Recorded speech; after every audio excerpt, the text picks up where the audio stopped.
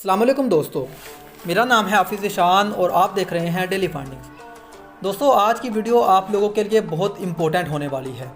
ख़ास तौर पर स्टूडेंट्स के लिए आज की वीडियो बहुत अहम है।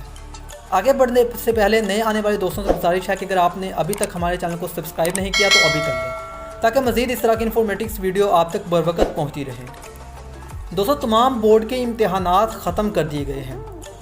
वज़ीर-ए-आज़म इमरान खान का कहना था कि तमाम इम्तहानात नहीं होंगे।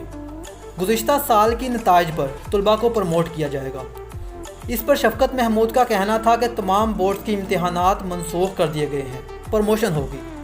और मज़ीद आपको बता दूँ कि उनका ये भी कहना था कि स्कूल और तालीमी इदारे 15 जुलाई तक बंद रहेंगे और पार्ट 1 का भी इम्तहान नहीं लिया जाएगा।